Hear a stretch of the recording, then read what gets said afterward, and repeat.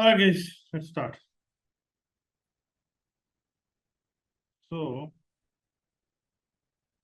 basically today we are starting a very interesting topic, right? We are getting into your stochastic calculus foundations. Okay, very, very important. So let's start, let's try to dig deeper. It's the start of a very, very interesting topic. We'll do your chapter number 1, which is probability foundations for stochastic calculus, right? And in that chapter number 1, we will do lesson number 1, which is your measure theoretical or theoretic probability basics, right? That is what we are trying to do, right? So again, the first slide is about your roadmap of your course, right? So basically, the lesson established the mathematical foundation required for your Brownian motion, your Ito's lemma, your stochastic differential equations, your derivative pricing, etc. Right? The complete logical sequence here, right? If you look at, right, is nothing but yeah. Let me explain.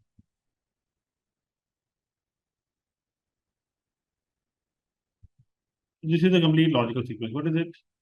Basically, omega leads to script f, which leads to probability p, which leads to random variable x, which leads to expected value of x. Right. The meaning is that omega contains all possible scenarios. Script f contains your measurable events. Probability p assigns probability to those events. Random variable x converts a scenario into numbers. Expectations combine those numbers using your probability weights. Okay, so that is what we are trying to do. All right, so let's dig deeper, guys. Let's try to understand more, and you will understand it. So now, the first part is that we need to understand that why measure theory is the base of your stochastic calculus. See, stochastic calculus model quantities that evolve randomly through time, right? So including your stock prices, your interest rates, your volatility, your credit defaults, your portfolio losses, right? The general definition of expectation is this. Okay. What does it mean? Basically, the expected value of x equals the integral over omega of x or small omega with respect to probability measure p, right? Here, if you look at symbols, right? We have this symbol, which means your capital omega. What does capital omega gives you? All possible scenarios. Then we have your this symbol, right? This symbol, this is small omega. What does small omega means? One particular scenario. Then we have your symbol F, which is like what? Script F. It is called script F. Collection of measurable events. Then we have your P, which is probability P. What does it give you? Basically, a real world probability measure. Right. Then we have your this function. This is called x of omega. What does it give you? If you look at x of omega, it is value of x in your scenario omega. Then we have your this one. Right? What does it give you? It gives you your with respect to p at your omega, which is basically your probability weighing of scenarios. And then we have px, which is your expected value of x, basically probability weighted average. Okay. Now, please understand very clearly that when we look at, let's say, the term dp, right? What does the term dp give you? Term dp is not your normal multiplication, right? If you look at, right, differentiation of p, right? That's not your normal multiplication. It tells us that the integration is performed using a probability measure p, and why ordinary calculus does not work here, because over a short time interval, the Brownian motion behaves like your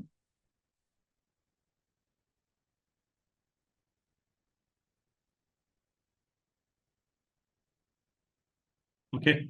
So delta W sub t is distributed approximately like the square root of delta t multiplied by z. Right here, z is what? Z is what? Z follows the standard normal distribution with mean 0 and variance 1. And therefore,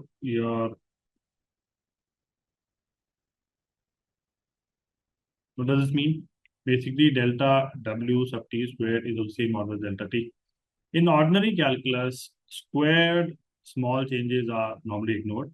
In stochastic calculus, the square of the Brownian motion is of order dt, right? So it cannot be ignored. This produces your Ito's correction term, right? So that's why we need it, right? Why we need this figure? Because Brownian motion paths are continuous but nowhere differentiable, right? So that is the reason, right? So basically, if you look at Brownian motion path, right, they're zigzag, right? They're zigzag. They are continuous, but since they are so zigzag, they're not differentiable, right? So and stock price moves like this, right? Stochastic integrals require full definition, not normal calculus, and ensures model are mathematically consistent and error free. Fine. Then we get into the next part, the practical use in finance for pricing, risk, and hedging, right? See, major theory is not just theory, right? It directly supports the real financial models. We understand that. Then it is used in derivative pricing, modeling your asset prices, and risk management, right? So when I talk about derivative pricing, suppose the derivative phase H in maturity, its risk neutral price today is what? V naught exponential minus RT. What is this? Basically, V sub 0 equals exponential raised to the power minus RT multiplied the expected value under Q of H, right? At an intermediate time, what does it become? Vt capital T minus T. Same logic. But here it changes a little bit. What does it mean?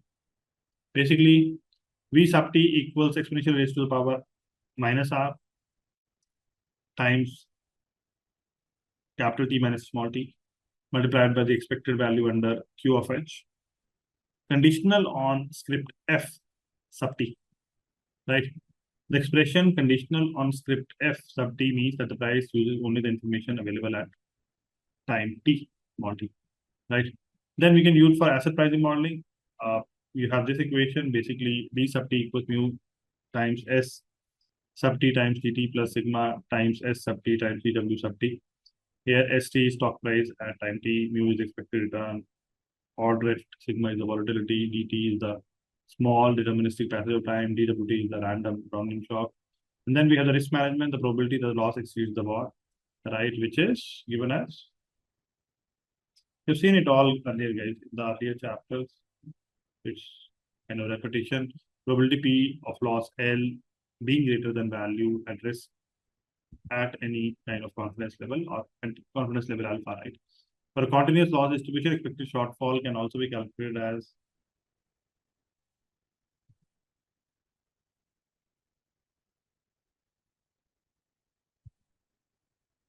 what does this mean?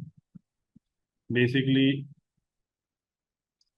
your expected shortfall at confidence level alpha equals the expected value under P of loss L, conditional on L being greater than or equal to value at risk at confidence level alpha. Okay, so that is what we are doing. So again, this is all equations are dependent somewhere on the measure theory, and we use it in the practical use cases for stochastic calculus. We can also use it for your portfolio optimization, which is in fact not given here exactly, but you can use it for max your W transpose mu.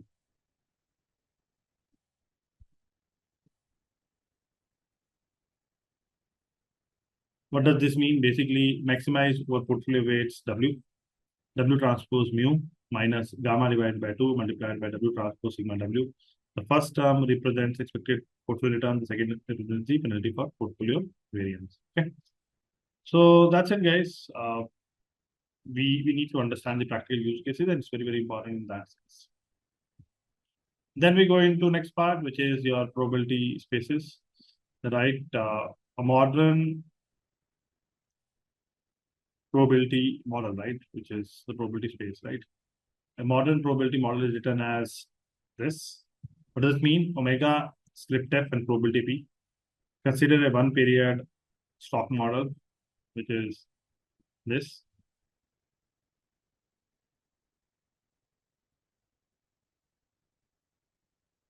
Omega equals the set containing U and D. Here U means the stock moves up and D means it moves down. The sigma algebra maybe, right? This is, let me write it down.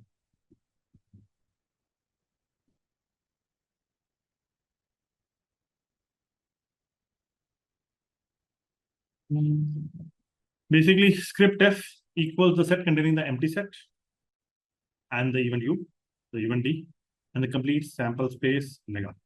Suppose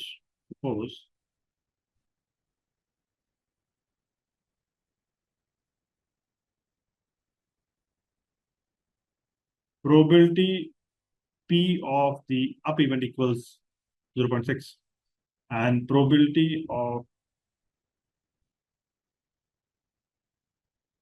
down event is equal to 0.4, right?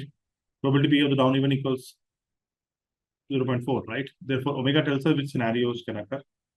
Script F tells us which events can be measured. Probability P assigns your probabilities to those events, right? That is what we need to understand very clearly. Then we get into the next part, which is your sample space, set of all outcomes. The sample space is defined as your omega equals the set of all possible outcomes. For a coin toss, omega equals the set containing heads and tails. For a six-sided rolling die, omega equals the set containing 1, 2, 3, 4, 5, 6. For Brownian motion, one outcome is an entire path, right? So this is given, basically small omega equals the path omega of t for t between 0 and t, right? That is what we have. So I can write it like this also.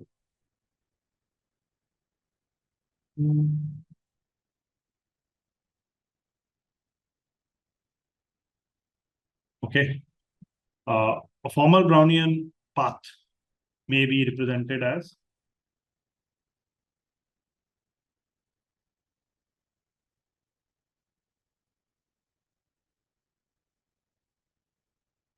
omega equals C naught of the closed interval from 0 to t. This means the set of continuous paths starting from 0, a stock price depending on both time and your chosen scenario. Then we have your something called this. What is this?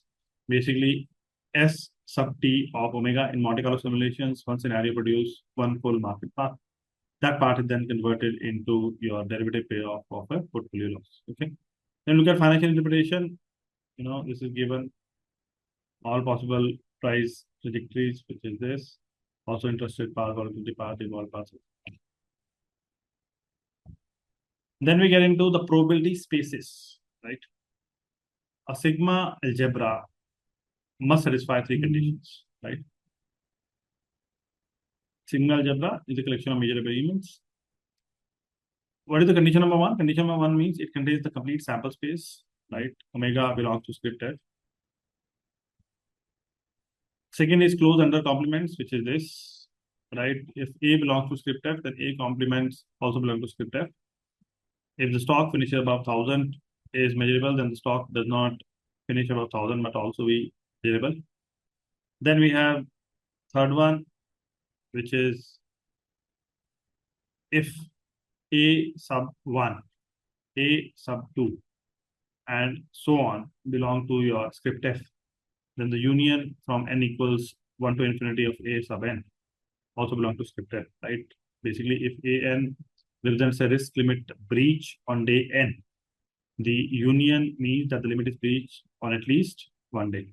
The sigma algebra also contains the empty set, which is like this. Okay. The empty set belongs to script F, and it is also closed under your countable intersections, which is basically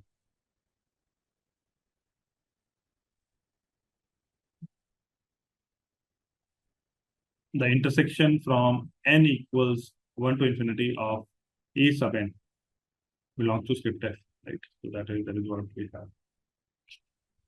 Then we go to the next slide.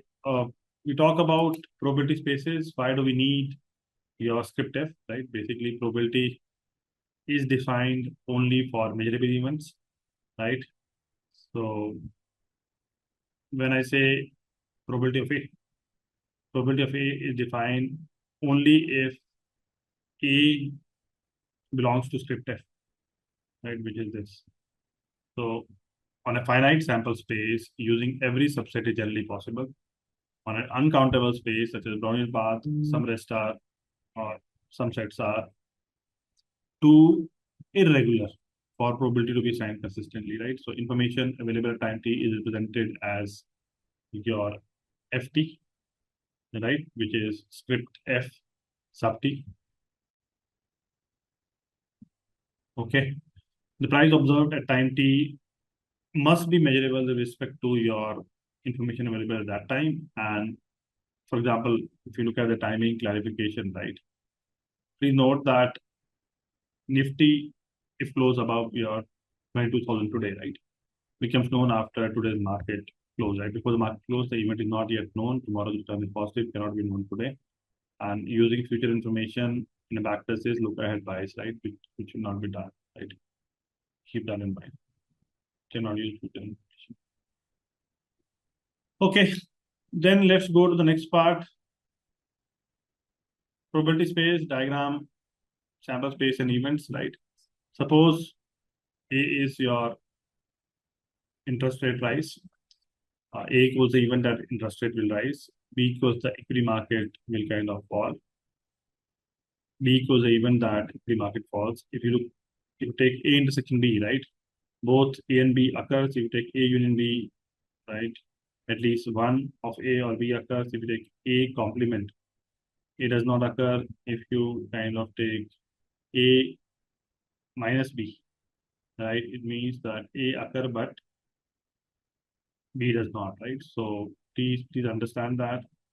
And if the events does not overlap, right? Please understand A intersection B will be a empty set.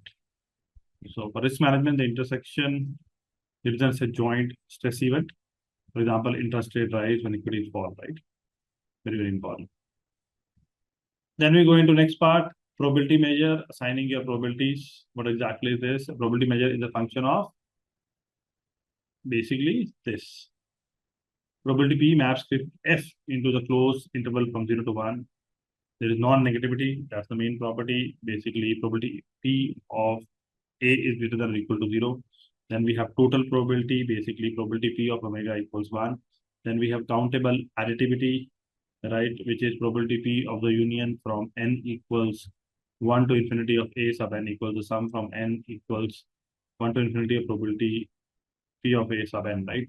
Important consequences are that we are looking at probability of your empty set equals 0, probability P of the empty set equals 0, and when we look at probability of your A complement, it is nothing but minus 1 minus probability of A. Probability P of A complement equals 1 minus probability P of A. So then we have your probability of A union B, probability of A, probability of B, probability A intersection B, right? So, and if independence is required, then probability of A intersection B will lead to nothing but probability of A into probability of B. Okay. Then we get into the next part, your probability space financial interpretation. This is very important, guys, because see, understanding maths is okay, right? But understanding how maths is applied in the real finance use case, that is more important, right? So if you're if you're asking about, let's say, main question, right, then in risk world measure, we are looking at what is likely to happen, right? In risk neutral measure, we ask what price prevents your arbitrage, right? So questions are very different, right? In risk real world, we are looking at what is likely to happen. In risk neutral one, we are looking at what price prevents arbitrage. If you are looking at drift, let's say in drift in the real world, it is your real expected return. In your risk neutral world, it is risk neutral drift, right? So there are different worlds, right? Real world and risk neutral. We have covered earlier also what is real world and risk neutral, but please understand here, right? So then look at inputs, right? Inputs is in the real world, this is your historical data and forecast. In your risk neutral measure, it is your current market price. The main use of the real world is that the real world is used for your war, your expected shortfall, your portfolio allocation. Risk neutral measure is used generally for derivative pricing and hedging, right? So under the real world measure, what is the equation we have? Basically, we look at this equation.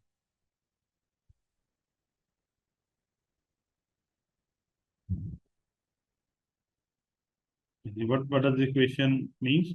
ds sub t equals mu s sub t times dt plus sigma times s sub t times dw sub t under your p.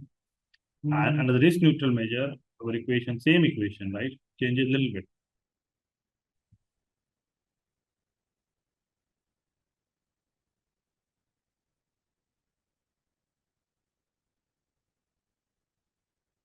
So d s sub t equals r minus q multiplied by s sub t and dt plus sigma times s sub t times dw sub t under a q.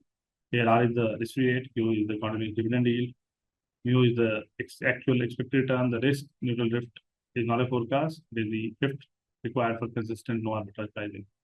Okay, so simple is what is P is answering, likely to happen, Q is answering what is fair no arbitrage price. This is two different thought process, right?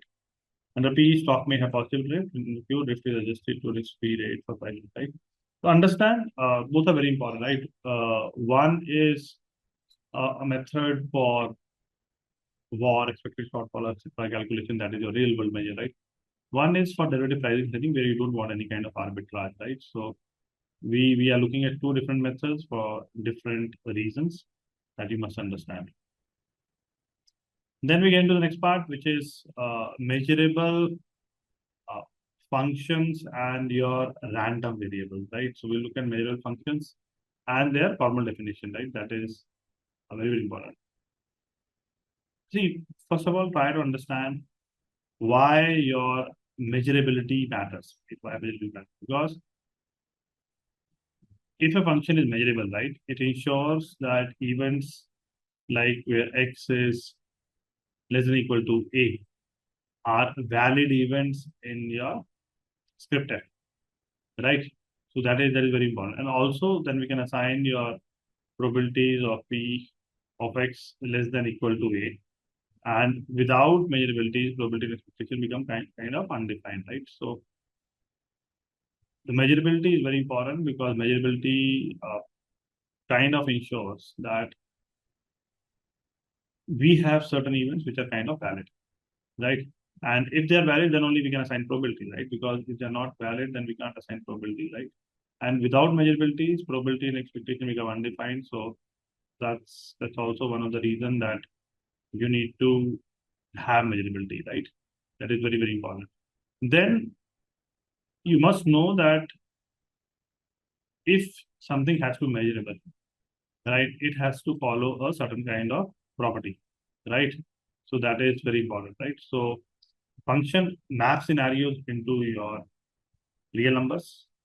So we say that x maps omega into the real numbers. The function is measurable if your inverse image of your b, inverse image of your b under x belongs to script f for every b belong to the Borel sigma algebra on the real numbers.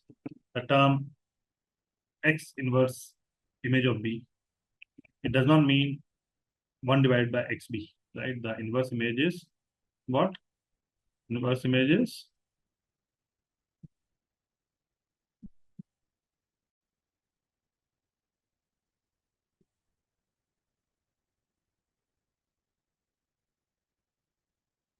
what does this mean?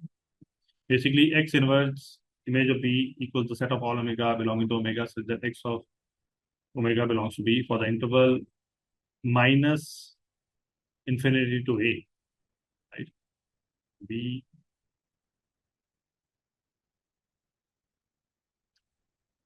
equals the interval from minus infinity to a, including a, and the inverse image becomes this, right? Uh, what does this mean? Basically, X inverse image, or you can write it like this.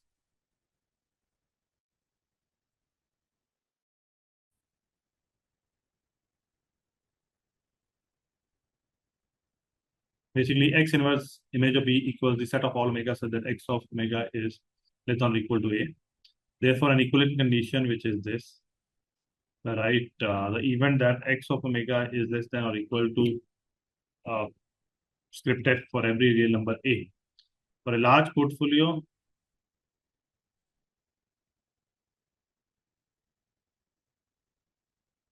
loss L equals minus W transpose R.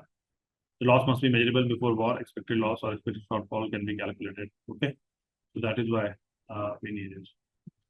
Then we get into next part, which is your sign number 12. You're looking at random variables, measurable map from your omega to R. A random variable is a measurable function. The equation is given. X map the measurable space omegas, step into the real numbers equipped with the Borel sigma algebra. Example includes the stock price, right? Basically, S sub t of omega, then the Brownian motion, V sub t of omega, then European call payoff, X sub t minus K positive part. The positive part operation means what? Positive part operation means that X plus is equal to max of X comma 0.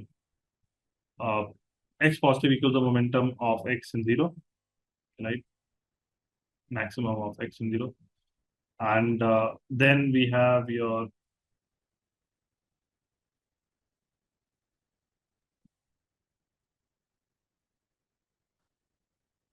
what is it?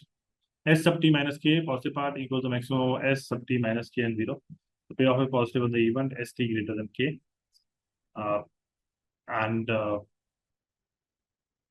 event that S sub t is greater than k is given here, and the other one is also given. So payoff basically of the equation. If we can observe, define the quantity, we must be able to assign probability. Fine. All right. Let's move to the next slide.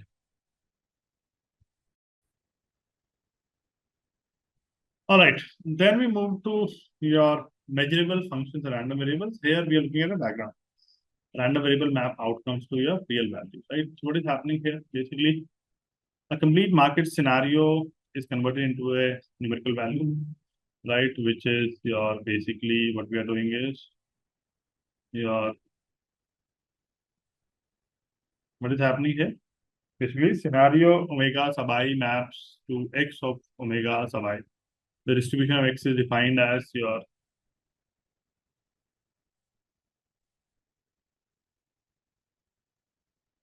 okay probability distribution p sub x of b equals the probability that x belongs to b.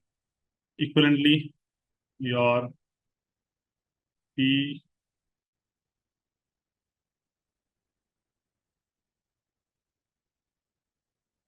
P sub x of B, probability P of the inverse image of B under X in Monte Carlo simulation, generate a scenario, calculate the corresponding payoff or loss, and repeat for many scenarios. Use the resulting number to estimate the distribution, right? So that is happening. Then we go to the next part, which is events information, events measurable and subsets of your omega. An event satisfies this equation. Basically, A belongs to script F. The in the money event for a call is this. A equals the event that S sub t is greater than k. A negative Brownian motion event is given as this. P equals the event that W sub t is less than 0. The loss each event is this. Basically, what is happening is you can write it more better in fact.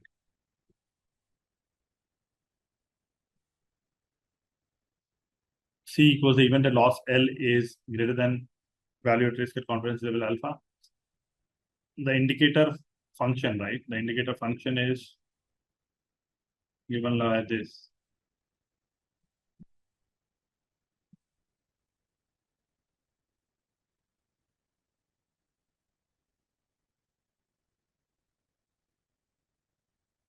Basically, indicator of A at omega equals 1 if omega belongs to A and 0 if omega does not belong to A. Probability can then be expressed into your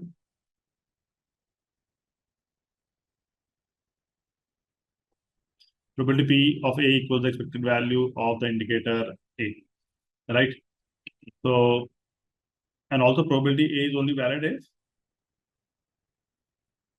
A is part of script F, right? Then we get into your informations, even information sets, what we know up to time t. Basically, we are saying a growing family of sigma algebras ft, where t is greater than or equal to 0, is called the filtration property. Information only increase with time, right? Where uh, a filtration is a family of sigma algebra. The family script f sub t is greater than or equal to 0. Information grows through time, which is if a is less than or equal to t. The script f sub s is contained in your script f and t, right? So basically, uh, this is what is the equation I'm talking about. A process is adapted when your x sub t is measurable with respect to script f sub t for every time t. This means that the value of time t uses only information available at time t. In finance, a trading signal cannot use future prices. A hedge ratio must use current or past information. A backtest must not use data released after the trading season. For formal ETOs integration, the trading process generally must be predictable and integrable, which is slightly stronger than your simple adaptedness. Okay, so keep that in mind. Uh, again, uh, why this is central stochastic calculus? Because defined adapted process, no future leakage, required to martingales and Brownian motion definition, and you define ETOs integral and stochastic differential equations properly. Financial interpretation, trading strategies must be adapted. A script if adapted, only use current or past data, prevents arbitrage by restricting unrealistic future knowledge. Then we get into the next part, which is a diagram.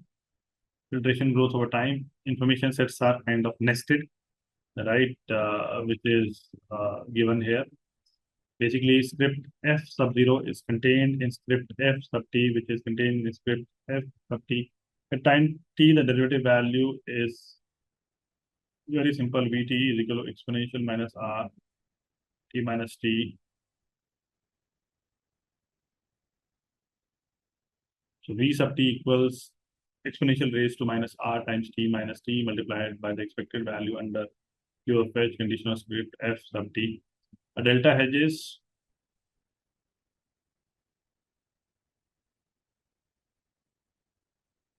okay.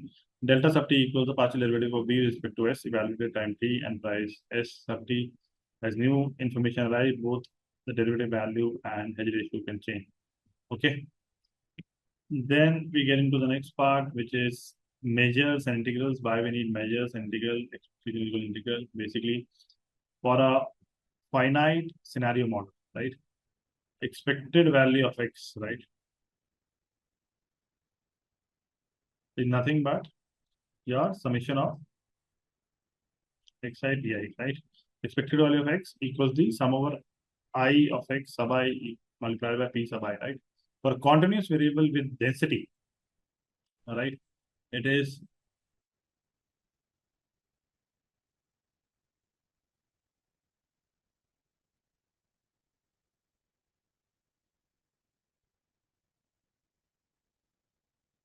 the expected value of x equals the integral from minus infinity to infinity of x times f sub x of x with respect to x. The general measure theoretical form is, right, this one, right? What does this mean? The expected value of x equals the integral over omega of x of omega with respect to probability measure p. Variance is given as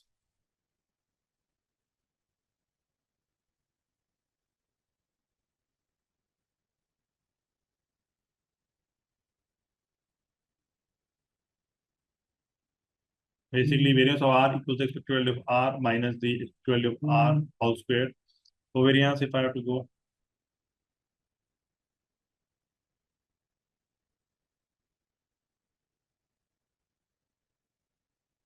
Ri.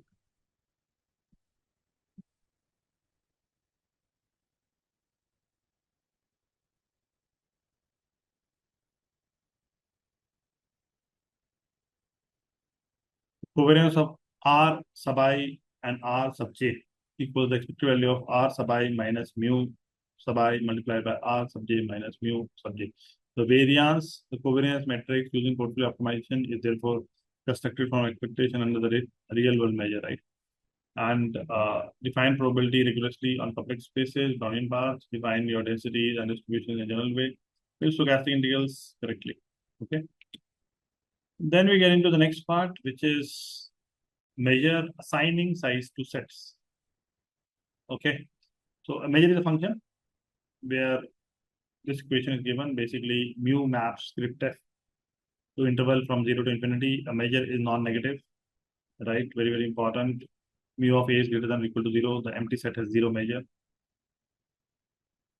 Mu of empty set equals 0 for disjoint events, right? Mu of the union from n equals to infinity of a sub n equals the sum from n equals 1 to infinity of mu of a sub n. A probability measure is a special measure satisfying mu is equal to p, right? Mu equals probability p, and we have this equation as well. Basically, probability p of sigma equals 1, and sets are event like r less than or equal to -5, and measures gives the probability entropy of q, right? Then we get into another equations. This is a new measure coming, Labek measures, right? Labek measure. The Labek measures of an interval is given by this equation. Basically, lambda of the closed interval from a to b equals p minus a. And for example, if you have lambda of your interval from 2 to 7 equals 7 minus 2, which equals 5. Individual endpoints have 0 Labek measure. So, you know, we have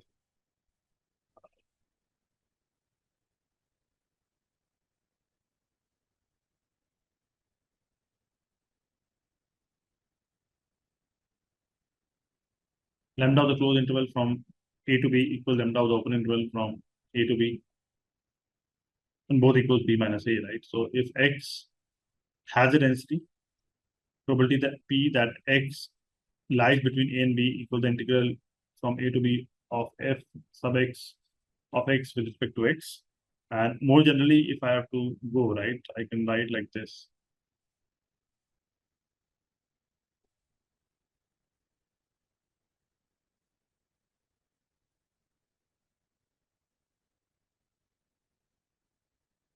What does this mean, basically? This is lambda, guys. What does this mean? Basically, p sub x of a equals the integral over a of f sub x of x with respect to Lebesgue measure lambda. The density can be written as fx.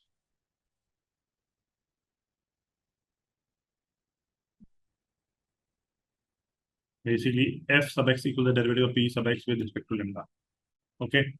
Then we move to the next part, which is your Lebesgue interval general form of expectation. The general form of expectation is given by this equation. Basically, the expected value of x equals the integral over omega of x of omega with respect to probability measure p. If x is a density, it is given by this equation. The expected value of x equals the integral from minus infinity to infinity of x times f sub x of x with respect to x. For a function of x, right, it is given like this. Basically, the expected value of g of x equals the integral from minus infinity to infinity of g of x times f sub x of x with respect to x. For a European call, the equation is this. Basically, the expected value of s sub t minus k positive part equals the integral from k to infinity of the minus k of s minus k multiplied by the density of s sub t at s with respect to s.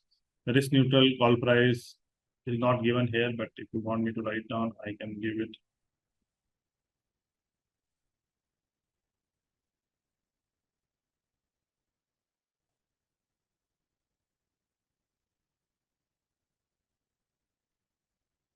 What does this mean? Basically, c sub 0 equals exponential raised to bar raised to minus rt multiplied by the integral from k to infinity of s sub minus k times the risk neutral density of s sub t at s with respect to s, right? For a finite expression, we normally requires your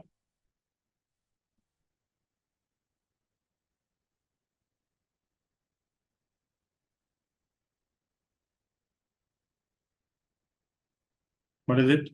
Basically, the expected value of the absolute value of x equals the integral over omega of absolute x with respect to p, and this must be less than infinity. Expected utility optimization, if you have, then your equation is max of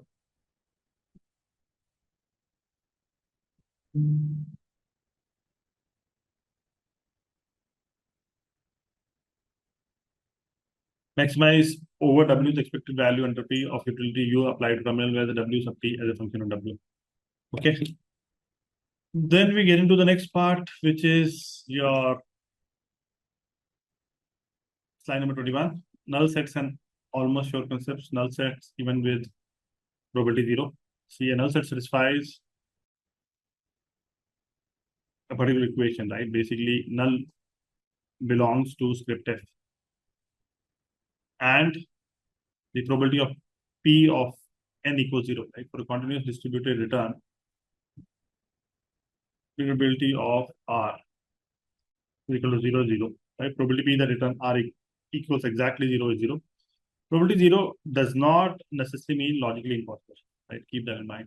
In a continuous distribution, every exact individual value may have probability 0, even though one value must ultimately occur, right? The precise Brownian motion statement is that with probability 1, a Brownian sample path is nowhere differentiable, right? A risk management caution, if a model gives an event probability 0, that does not prove that the event is impossible in the real market. The model itself may be incomplete, right?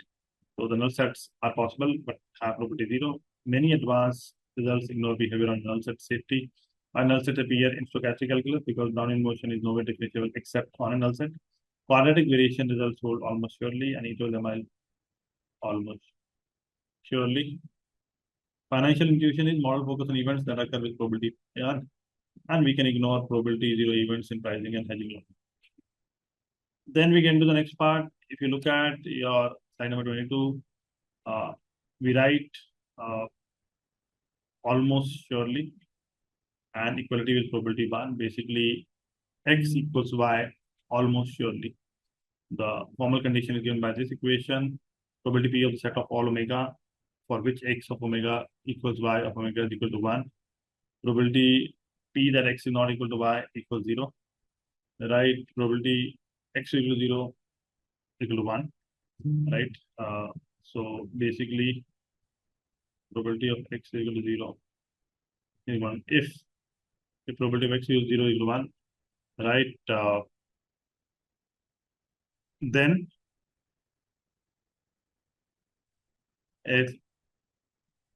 x equals 0 almost surely. The strong law of large numbers states that 1 by n, expected value of n,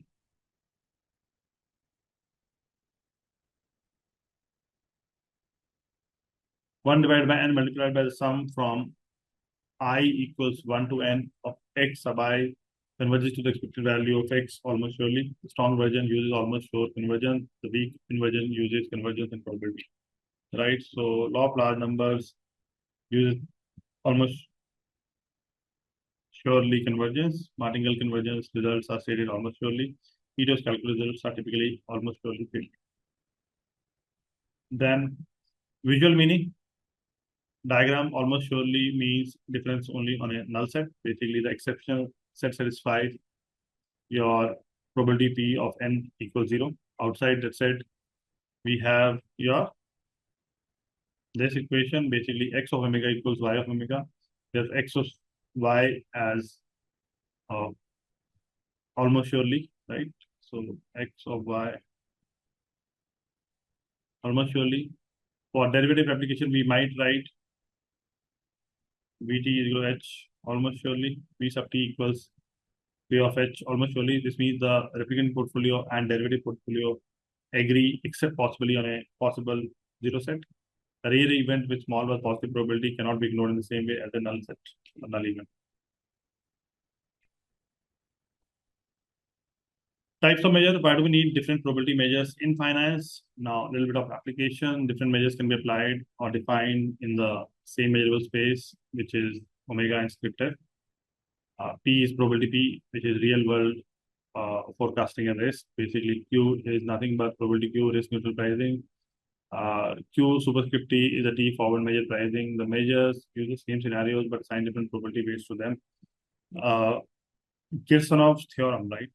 Kirsanov's theorem explains how Brown motion and drift changes when moving between measure. A change of numeric changes the asset used as the pricing framework or benchmark, corresponding probability measure. Risk neutral probability should not be interpreted as literal forecast of future market outcomes, right? So very, very important, right? P describes the real world probabilities, Q describes the probability considering no arbitrage pricing. Trader price often using implied volatility in the Q, not the historical drift in the P, right? And change of numeraire, I told you, right, very clearly. The asset, you know, used as the pricing benchmark and the corresponding probability measure. Then we get into the next part, which is types of measure. We look at absolute continuous measure, which is given here. We look at the notation. It is Q is absolutely continuous with respect to P. Its definition is that if probability P of A equals 0, then probability Q of A equals 0, right? The change from P to Q reweights existing scenario. It cannot assign positive probability to an event that P completely excludes. For derivative pricing, the stronger condition is usually Q is equivalent to P. Equivalence means your Q and P. Basically, Q is absolute continuous with respect to P and P is absolute continuous with respect to Q. Equivalent measures have exactly the same probability, zero events, right? So event impossible under P remain impossible under Q. Q does not assign probability of new impossible events.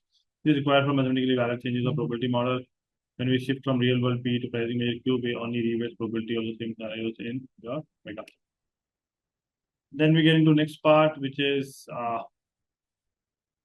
absolute quantity preserves null set. Basically, the central rule is probability of A is equal to 0.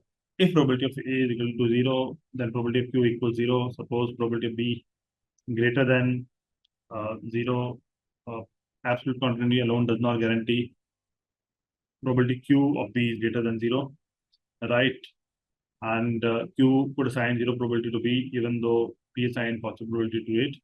To preserve the full null events in both directions, we need your Q is equivalent to P. That is why no arbitrage theory generally uses an equivalent martingale measure. Okay, so that is what we have. Then we get into next part, which is types of measure, your Radon-Nikodym theorem, right?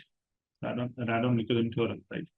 So basically, what is Radon-Nikodym theorem saying is Q is absolute continuous with respect to P. Then there exists a random variable L, right? L equals the Radon-Nikodym derivative of Q with respect to P.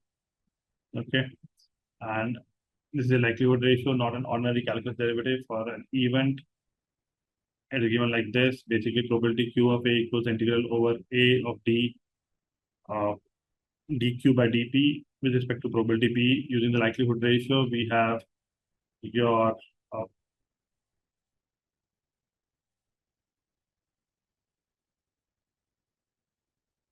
this equation, probability Q of A equals the expected value under P of the indicator of A multiplied by L. The likelihood ratio is non-negative, so L is greater than or equal to 0. Its expected value under P is 1, right? For a random variable, that is nothing but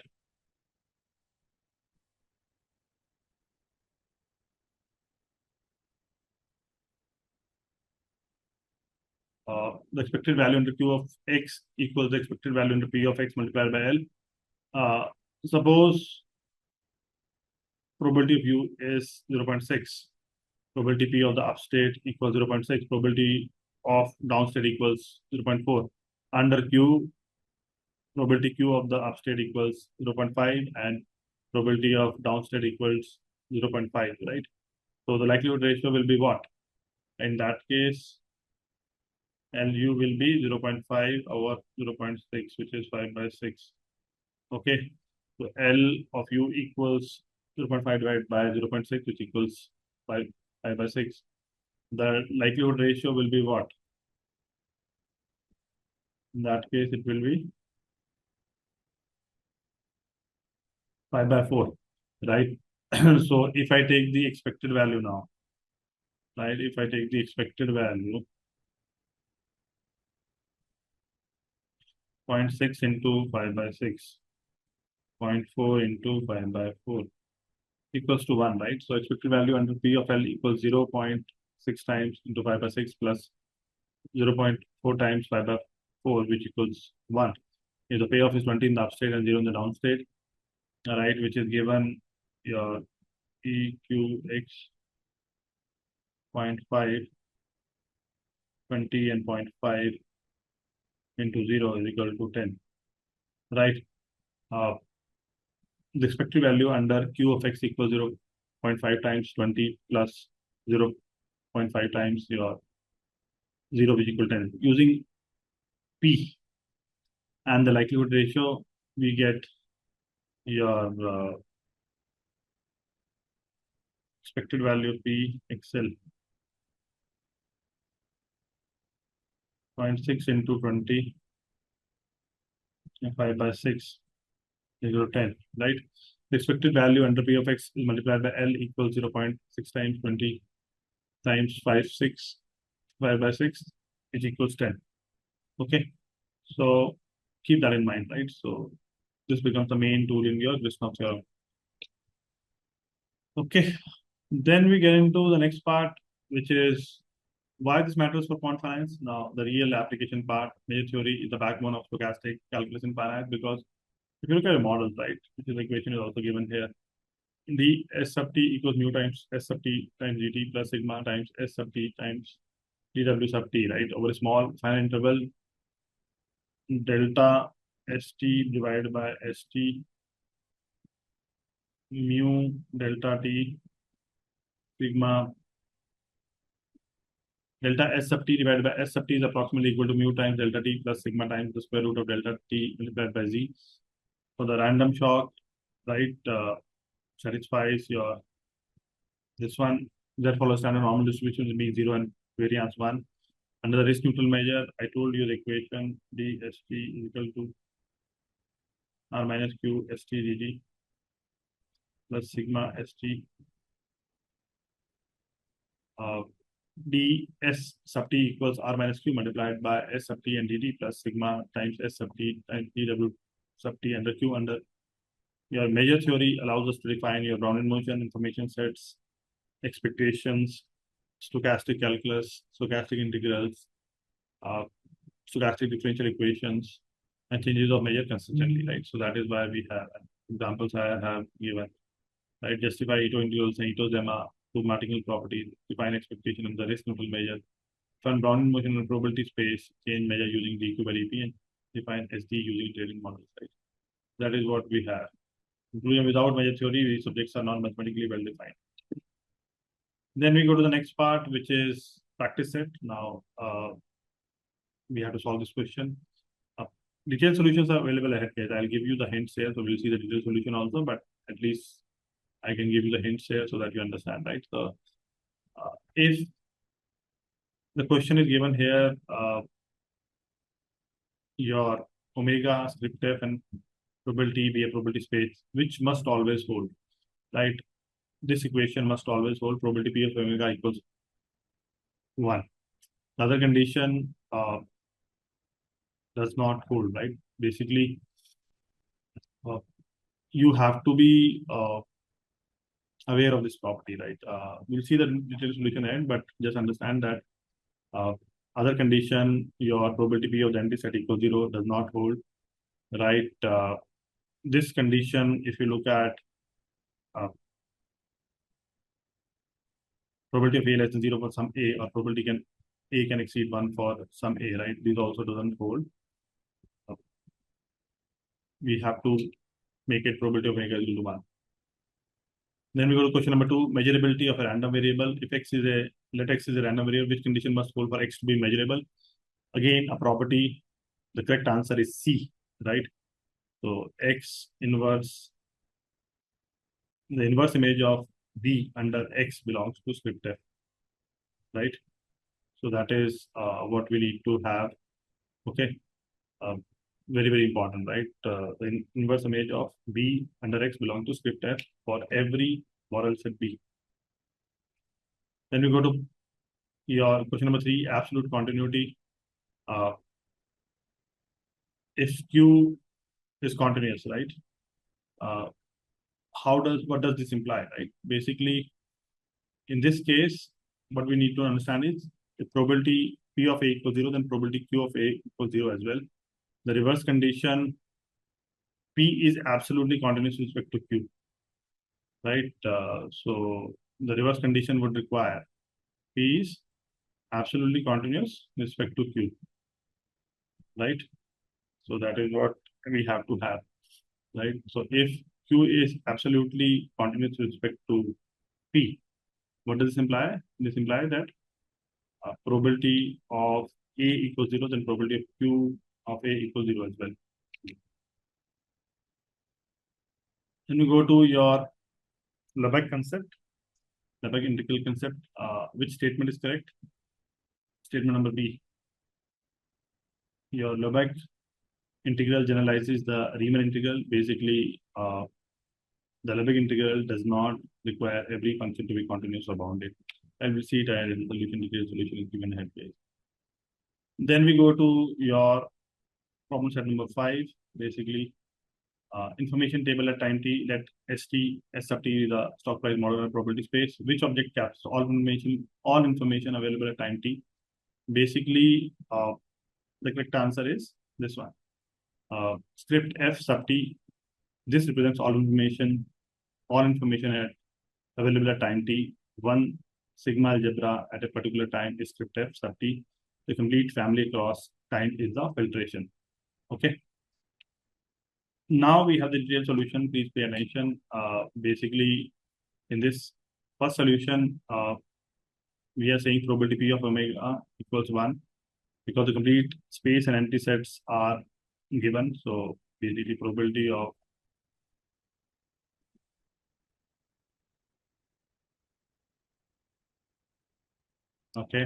probability P of omega unions the empty set equals probability P of omega plus probability P of the empty set. But we understand that omega union the empty set equals omega, when therefore probability of empty set equals 0, probability P of the empty set equals 0. Okay. Then we go into your next solution. Again, this is the definition only. The inverse image of B under X belongs to script F. For example, let's say X.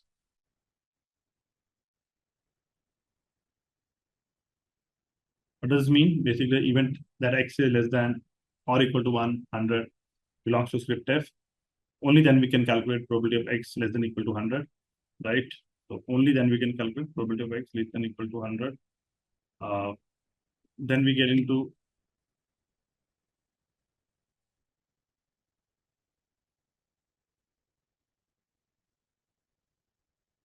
okay.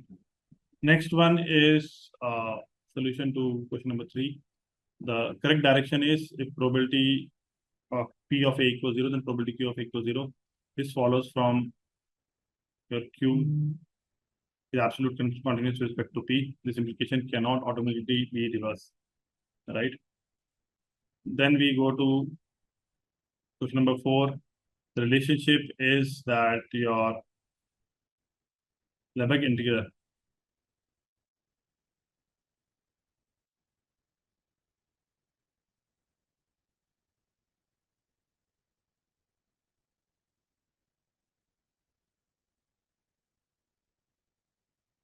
basically the Lebesgue integral is more general than or contains the Riemann integral. The Lebesgue integral is needed for your expectations, limit of random variable, conditional expectation, and stochastic integration. So please keep that in mind.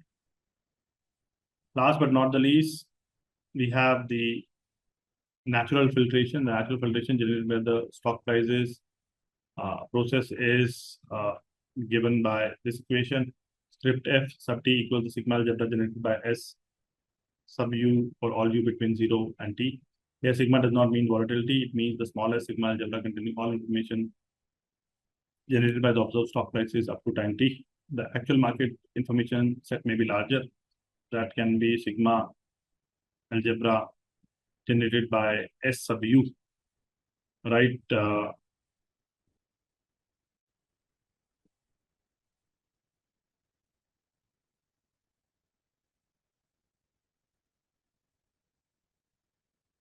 Sigma algebra generated by uh, S sub u from 0 to 2 is contained in the market information set script F sub t. Market information set may additionally contain interest rate, volatility, dividend, news, order flow, and other asset prices. The final connection here is the entire lesson can be summarized uh, in a simple way that we have omega, which has all possible market scenarios, script F, which has measurable question about those scenarios, probability P, real world probability weights, script F sub T, which is information available by time T, random variable X converts a scenario into a return, payoff, or loss, expectation, calculate probability weighted value, probability Q, kind of reweights your scenario for no arbitrage pricing, radon, Nicotium derivative explain exactly how the weight changes. Stochastic differential equation models how your financial variables evolve through time, right? So the central distinction here is that P models, probability models, what may happen while Q determines no arbitrage pricing, right? So we have seen two different kind of models, right? So probability P models, what may happen while probability Q determines price is consistent with your no arbitrage. Okay, that's it, guys. Very, very tricky topic. Stochastic calculus, you need to have a sufficient understanding. You need to pay attention here. You need to go back and revise the basics also because this is little advanced level we are entering here. So go back, do it. Once you're done, I think you're totally fine, right? So long kind of introduction. Most of it is definition based, understanding based, pure concepts, right? So if you go back and revise it and follow the methodology, right? You have to revise it at least thrice, right? So this is a topic you have to revise at least thrice to build a foundational knowledge here, right? So I've explained everything, the use cases, the definition, how it is connected to quant finance, what are the additional formulas. Some places have gone beyond the formula which I give in the slide, just to make you understand better, right? But you have to join the dots, right? So go back, guys, go back, revise it at least thrice, you'll be totally fine. Okay. That's it, guys. That's it from my side. I'll see you next. Thank you.